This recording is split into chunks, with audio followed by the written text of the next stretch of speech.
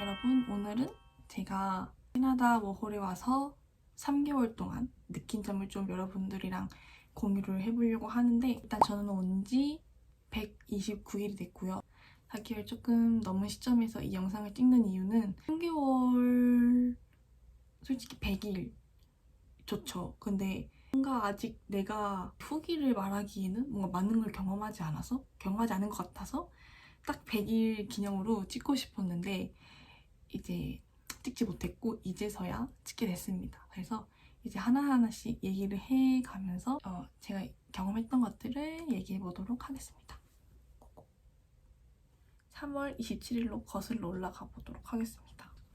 먼저 시차 적응. 밴쿠버로 오는 비행기에 자가지고 생각보다 시차 적응이 좀 빨리 됐는데 기본적으로 한 일주일 정도 걸리는 것 같아요. 이렇게 잘 살고 있습니다. 두 번째, 돈은 얼마를 가져왔는지. 돈은 한국에서 한 7, 800 정도 가져왔거든요. 저는 일을 빨리 구하고 싶진 않아가지고 그 일을 구하지 않는 기간 동안 쓸 돈을 모아왔습니다. 렌트비와 그 이외의 비용을 말씀드리자면 현재 아시는 분 지인 집에 머물고 있고요. 한 달에 방이랑 식비 포함해서 1,000불 정도 홈스테이 개념으로 살고 있고, 거기다가 엑스트라로 한 500불 정도 더 쓰고 있습니다. 1,500불 정도 한 달에 기본적으로 사용을 하고 있고요. 일 구하기 전까지의 생활을 말씀을 드리자면 어쨌든 수입이 없으니까 나가기가 조금 꺼려졌는데 어쨌든 한국에서 벌어온 돈이 있으니까 그걸로 좀 살고 있었고, 일을 구했는데 저는 이렇게 움직이면서 가게를 다니면서 일을 구한 게 아니라 지인을 통해서 일을 구해가지고 하고 있었습니다. 그래서 저는 캐나다 온 지 3주 만에 이제 잡을 구했고요. 3월 27일에 와서 4월 16일 거의 3주 후에 바로 직장을 얻게 됐습니다. 그래서 아무래도 타지다 보니까 일하는 모든 언어가 영어로 이루어져 있잖아요. 다행히 이제 사장님이 한인인 카페에서 일을 하고 있고요. 힘든 점들을 한국말로 이제 들을 수 있으니까 그거는 참 좋은 것 같아요. 일하면서 힘든 점은 일단 그냥 손님과의 소통, 그리고 외국인 직원들이랑의 소통이 조금 어려웠던 것 같아요. 왜냐면 나는 영어 실력이 아직 뛰어나지가 않은데 외국인 친구들하고는 영어로 해야 되니까 그런 점이 조금 힘들었는데 나름 괜찮았어요. 그리고 초반에는 그냥 일이 잘 안 풀리는 그런 거에 대한 스트레스? 그런 것들이 좀 있어서 스트레스적으로 좀 많이 영향을 받았고, 그리고 저는 한국에서 하루에 거의 13시간 막 이렇게 주 7일을 깨서 거의 365 이렇게 근무를 했기 때문에 저는 5월에 이제 LA 일정이 있어서 갔다 오고 나서 하고 싶었는데 어떻게 하다 보니까 도착한 지 3주 만에 일을 구하게 됐습니다. 그리고 이제 아무래도 영어를 쓰다 보니까 일단 제 영어 실력부터 말씀을 드리자면 저는 영어를 잘 하지 못합니다. 저는 문장 자체를 구사할 줄을 몰랐어요. 그러니까 한마디로 문법의 개념이 부족한 거죠. 그 상태로 이제 한국에서 민트 영어라는 화상 영어를 시작을 했고요. 6개월 정도 그 수강권을 끊어서 공부를 해가지고 왔습니다. 그래서 어느 정도 장문은 할 수 있는데 문법에 맞지 않는 그런 현상이 좀 있었고요.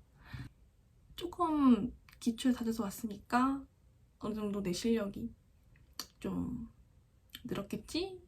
라고 생각을 하긴 했어요. 왜냐면 제 단어밖에 못 뱉었는데 그나마 문장으로 말했고, 그리고 나서 이제 일하면서 하는 또 말은 또 다르잖아요. 그래서 일하면서 영어가 느나요? 라는 궁금증을 저도 오기 전부터 진짜 많이 썼어요. 다른 유튜버 분들 영상 보면서. 근데 애초에 영어를 잘하시는 분들도 있고 이제 와서 부딪히는 분들도 있는데 저는 후자였습니다. 일하면서 영어 느나요? 저도 진짜 궁금했는데 늘긴 늘고, 그리고 그런 그냥 일적인 언어? 그런 것들이 좀 늘었습니다. 카페에서 쓰는 단어들만 사용하고 듣는 단어들만 들으니까 뭐 그거에 한계는 있는데 뭐 리스닝? 귀가 좀 트이거나 말을 조금 더 해보려고 하는 그런 의지는 더 생긴 것 같고 둘 다 조금씩 늘고 있는 것 같아요. 정말로 늘고 있는 것 같습니다. 저는 그렇게 생각해요. 급여를 빼놓을 수가 없죠. 월세 내고 놀러 다니기에 돈은 충당이 가능합니다. 왜냐면 팁도 나오기 때문에 저는 이제 2주급으로 받고 있고요. 팁은 한 달분으로 받고 있습니다. 그래서 그렇게 생활을 하고 있고 일을 빠지지 않는다면 정말 많이 일하면 1000불도 벌고요. 아니다 싶으면 800, 700에서 800 사이 정도 벌고 있습니다. 팁은 매번 다르기 때문에 평균적으로 얼마를 벌어요 할 수가 없어요. 그리고 카페 나오니까 팁이 그렇게 많지는 않습니다. 제 워홀 목적 매번 말씀을 드렸어야 되는데 제 워홀 목적은 공부냐 돈이냐 이제 이게 둘 중에 골라야 되잖아요. 근데 저는 돈보다는 경험이랑 영어 공부, 영어를 좀 싫어해요. 영어를 좀 싫어하고 오래 배워왔음에도 불구하고 늘지 않는 그런 실력 때문에 좀 그런 걸 깨고 싶어서 왔어서 돈을 벌려는 목적은 아니었습니다. 밴쿠버에 왔으면 확실히 미주다 보니 미국 북미 쪽이다 미주 쪽이다 보니까 밴쿠버나 다른 나라에 여행을 갈 수 있잖아요.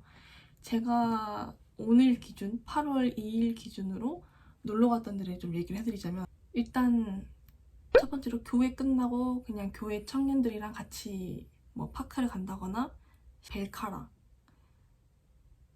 아니면 번츠레이크 약간 이렇게 피크닉 겸 간 곳도 많고요.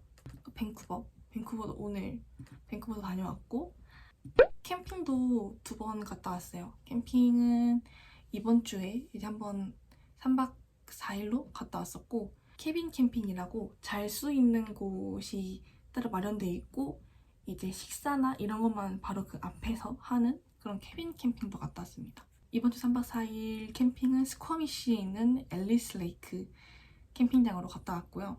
켈로나 체리 피킹도 갔다 왔고 5월에 LA도 갔다 왔었고 그리고 조프리도 저번 주에 다녀왔습니다. 그래서 저는 조금 그냥 진짜 워킹 홀리데이 중에 약간 그 홀리데이를 잘 즐기고 있는 것 같아요. 왜냐면 저는 돈이 목적이 아니라 경험과 그런 게 필요했기 때문에 이제 좀 많이 놀러 다니려고 노력을 하고 있고 조프리를 가거나 켈로나를 간다거나 뭐 캠핑을 가도 어쨌든 한국 사람들이랑 같이 가는 거지만 그래도 그런 추억 같은 거 내가 평소에 못 해봤던 것들을 좀 할 수 있어서 좋았고 이번에 스쿼미시 그 앨리스 캠핑장 가서 패들보트 그런 거 탔었고 처음 타봤거든요. 재밌더라고요. 그런 새로운 경험 이런 거 좋았습니다. 그래서 약간 더 가고 싶은 데는 미주가 가까우니까 차 타고 시애틀도 가보고 싶고 아니면은 가까운 LA 한 번 더 가고 싶고 아니면 뭐 미국 쪽으로 좀 가보고 싶긴 해요. 친구를 어떻게 사귀었는지 제가 이렇게 좀 놀러 다녔잖아요. 이렇게 여러 군데 저는 보통 90% 모든 90%가 교회 사람들이랑 같이 갔거든요. 그냥 다 그냥 와서 놀았던 모든 게 교회 친구들이에요. 그래서 한인교회 다니고 있고 그리고 같이 일하고 있는 워홀러 코워커도 있거든요. 그래서 코워커랑도 만나서 뭐 카페를 간다던가 밥을 먹는다던가 그렇게 하고 있고 친구는 아니지만 자주 오는 단골 손님들도 있어서 그냥 정말 작은 스몰 토크라도 하고 있습니다. 그래서 이제 스몰 톡 얘기가 나와서 말을 해보자면 스몰 토크를 이제 좋아하시는 손님들이 있고 아닌 손님들이 있거든요. 그래서 이제 옛날에 이제 자주 왔었는데 지금은 좀 뜸해진 이제 그런 손님이 있는데 그 손님은 주문하고 그 바 앞을 떠나질 않아요. 일하고 있는 저 손님 얘기해서 그 커피 머신 사이를 얘기를 한다거나 근데 보통 저는 그 키친에서 일을 해가지고 마주칠 일이 많이 없지만 그래도 얼굴도 서로 익히고 했던 그리고 이제 369에서 이제 제가 3에 속해 있잖아요. 지금 뭐 4긴 하지만 3에 속해 있을 때 이제 보통 369로 권태기가 오니까 3 기준에서 말씀을 드리면 한국이 그리운가에 대해서 좀 얘기를 했는데 마침 제가 몇 주 전에 내 친구랑 얘기를 했어요. 한국 가고 싶지 않냐 했을 때 저는 항상 한국에 가고 싶었어요. 왜냐면 일단 내가 한국에서 누려왔던 모든 상황들이 없잖아요, 여기는. 그리고 다 캐나다스러운 것들이 있으니까 좀 그런 거에 익숙하지 않는 환경에서 한국에 대한 그리움을 좀 많이 느꼈고, 그리고 익숙한 것들이 있어요. 가면 뭐 공차라든지 뭐 한식품을 파는 그런 곳도 있는데 완벽하진 않으니까, 당연히 한국처럼 완벽하진 않으니까 그런 거에 대해서 조금 한국이 그리웠고, 저는 부모님이랑 거의 일주일에 세네 번? 두세 번 정도 영통을 계속 하는 편입니다. 그런 식으로 조금 시간을 보내고 있고요.